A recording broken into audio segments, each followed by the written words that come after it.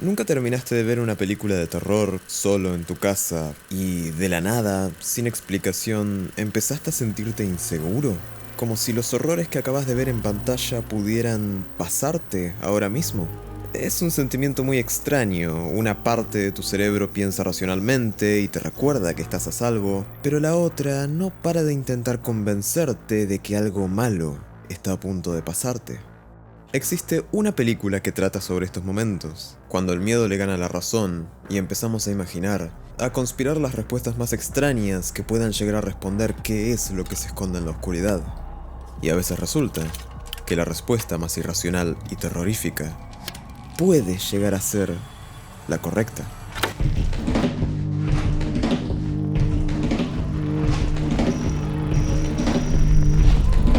Siniestro es una película que me frustra de la misma manera que me asusta. Por un lado, es la película de terror más única que vi en años. Nos sumerge en la paranoia de su protagonista, estamos todo el tiempo alerta, investigando junto a él, y con cada pista que encontramos, sentimos que nos estamos metiendo en un misterio tan extraño que no sabemos si lo que vemos es real o si nos estamos volviendo locos. Y por el otro lado, es una película de terror. Con esto quiero decir que hay una parte de Siniestro que es terrorífica, que da miedo, y la otra parte intenta dar miedo y no sé si lo consigue. En este video quiero separar las partes que funcionan de las que no, pero lo más importante, quiero averiguar por qué Siniestro da miedo. El comienzo de la película es prácticamente perfecto. La trama es muy simple, pero apenas descubrimos el misterio, nos atrapa y no nos deja ir. Y creo que desde el comienzo notamos la característica que hace que esta película dé miedo, y es su muy única mezcla entre una historia de investigación con el terror atmosférico. Veamos un poco cómo empieza la trama. Ellison es un escritor de libros sobre crímenes reales que nunca fueron resueltos. Hace 10 años tuvo su mayor éxito con el libro Kentucky Blood, pero ya pasó muchísimo tiempo de eso. La gente lo olvidó y los últimos libros que escribió estuvieron muy lejos de tener la misma popularidad. En su último intento por encontrar un caso interesante, Ellison se muda a la casa donde ocurrió un crimen atroz sin contarle al resto de su familia. Resulta que toda una familia fue ahorcada en el árbol del patio de la casa y el asesino secuestró a la hija menor. Al primer día, Ellison encuentra en el ático unas misteriosas cintas que documentan el crimen, y a partir de acá, comenzamos a investigar junto a él las grabaciones, y el terror comienza. Esta sección de la película es totalmente increíble. Con cada cinta que Ellison ve, encontramos algo nuevo que vuelve a todo el misterio aún más perturbador. Descubrimos que casi todas las cintas contienen otros asesinatos horribles que también fueron filmados. O sea, se trata de un asesino en serie. Y si volvemos a ver las primeras cintas, poniendo aún más atención, vamos a encontrar que siempre hubo una figura observando en el fondo. Poco a poco descendemos junto a Ellison hacia una profunda obsesión, investigando el misterio que cada vez parece ser más obvio el hecho de que no es solamente un caso criminal y está comenzando a convertirse en una pesadilla. Este es un tipo de terror que yo no había encontrado en ninguna otra película, pero hay algo muy especial y diferente en ver a otra persona descubrir algo terrorífico. Ver la primera cinta donde la familia es ahorcada solamente por nuestra cuenta y luego verla junto a Ellison son dos experiencias totalmente diferentes. Junto a Ellison vemos su reacción y cuando él hace una pausa y encuentra algo que nosotros no habíamos visto, nos sentimos aún más involucrados en el misterio. Estoy seguro de que en este aspecto toma inspiración de Blowout, que es una de las mejores películas de la historia y que trata justamente de una persona que intenta resolver un crimen solamente a través de fotografías y grabaciones de audio. Siniestro, además, le añade el terror de que, mientras investigamos, un ser maligno puede estar observándonos. Además, el diseño de sonido es de los mejores que escuché en cualquier película de terror. Siempre se pueden escuchar pequeñas distorsiones electrónicas o quizás voces a muy bajo volumen que se mezclan con el audio antiguo de las cintas y el ruido del proyector.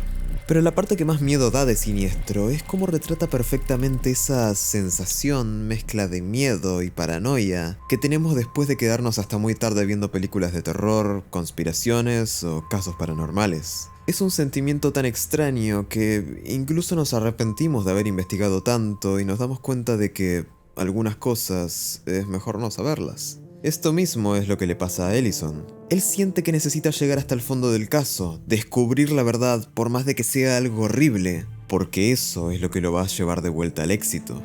Y mientras más crueles sean los asesinatos, más va a tener para escribir. Él se intenta autoconvencer diciendo que en realidad lo hace porque siente una obligación moral de contar la verdad acerca de crímenes que nadie se tomó el tiempo de investigar, de traer justicia donde antes no la había. But bad things happen to good people and they still need to have their story told. They deserve that much. Pero nosotros sabemos que eso es mentira. Lo vemos cuando Ellison se sienta a ver viejas entrevistas que le hicieron en sus tiempos de gloria.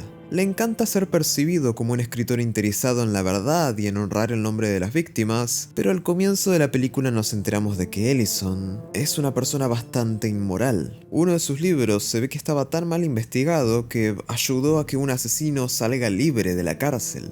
Al final, la película también funciona como una crítica a esta clase de escritores y periodistas dedicados a los crímenes y la falta de rigor y responsabilidad que suelen tener ante las afirmaciones que hacen. En lo profundo de su ser, Ellison desea que los crímenes sean lo más sangrientos y despiadados posibles para poder escribir un libro más polémico. Él eligió este caso porque es tan grotesco y sádico que prácticamente le garantiza que su investigación va a ser un éxito. Y de este mismo punto sale la parte que pudo haber convertido Siniestro en una película de terror perfecta. Y es justo acá cuando la película deja de dar tanto miedo. Es honestamente muy extraño. En este punto de la película, Ellison comienza a obsesionarse con las cintas hasta tal punto que no se siente seguro en su propia casa. El misterio lo consumió tanto que empieza a creerse que estos asesinatos pueden volver a repetirse, pero esta vez le van a ocurrir a él y a su familia. Esta es la parte donde siento que la película deja de aterrarnos y, para decirlo en pocas palabras, se debe a que Siniestro no confía en la inteligencia de su audiencia. Quizás los guionistas pensaron que la película podría ponerse aburrida si lo único que veíamos era a Ellison encontrando elementos escondidos en las cintas y descubriendo el misterio poco a poco, aumentando la incertidumbre. Por lo que ahora comienzan a pasar cosas alrededor de la casa y Siniestro simplemente nos asusta, con varios ruidos fuertes o con su hijo gritando desde adentro de una caja. Algunos sustos ni siquiera son tan buenos. Está el cliché de vemos el fantasma, pero el personaje no. 2 veces. Y también está este susto que, lo admito, me hizo cagarme encima, pero no tiene el más mínimo propósito porque Ellison ni siquiera se da cuenta de que el fantasma está ahí. No tiene razón de ser. En una película que parecía estar completamente basada en la atmósfera y en la creciente incertidumbre de ir descubriendo una serie de asesinatos que podrían llevar a algo mucho peor y paranormal, de la absoluta nada empiezan a aparecer jumpscares que disipan toda la tensión que se estaba creando. Y ojo, quiero aclarar algo, no estoy diciendo que la película no debería tener jumpscares, para nada. Los sustos en el cine de terror son como los remates de los chistes en las películas de comedia, son necesarios y parte del género. Pero el problema es que en Siniestro, en vez de contribuir al terror, nos lo quitan. Miren, yo honestamente pensaba que las apariciones paranormales que Ellison ve en su casa, o el misterioso demonio que está escondido en cada una de las cintas, en realidad estaba todo dentro de su cabeza. Ellison está completamente desesperado porque este caso sea lo suficientemente grotesco como para poder escribir su libro.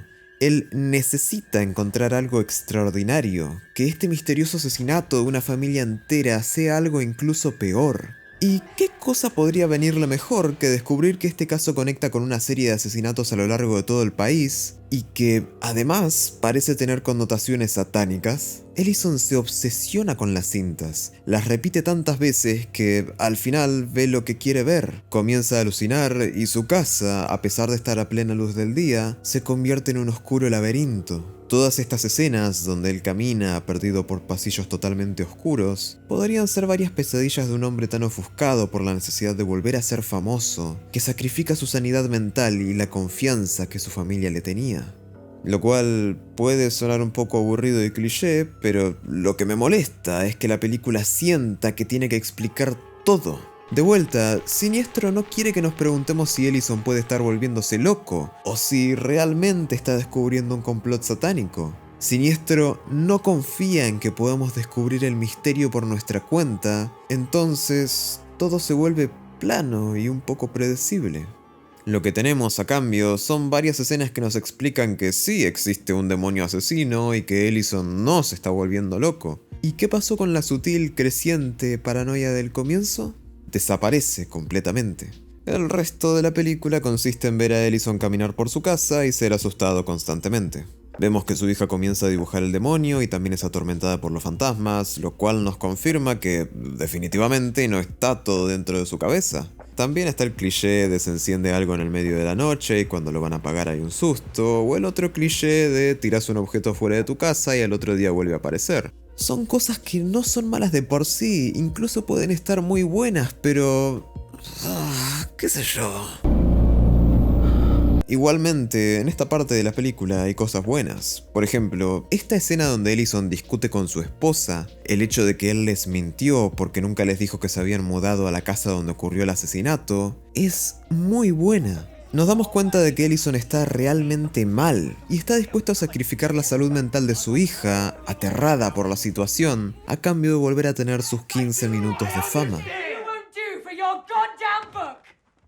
Momentos como estos son los que me frustran porque Siniestro pudo haber sido una película de terror fenomenal. Es más, estoy seguro de que si corto los jumpscares y vuelvo a ver la película, quedaría una versión muchísimo más tensa, atmosférica y... mejor. Pero no.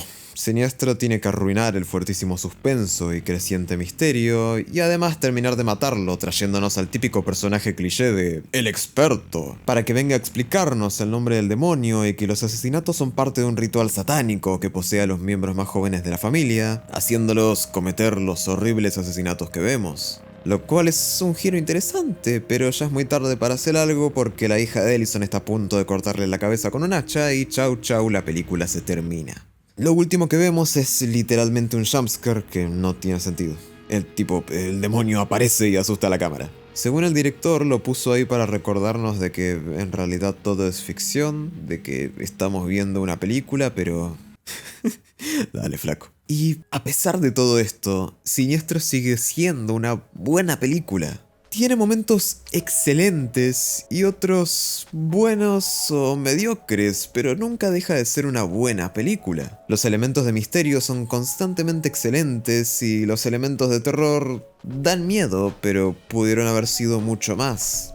Aún así, Siniestro se vuelve uno de los más claros ejemplos de que, a veces, algunas cosas deberían permanecer ignoradas.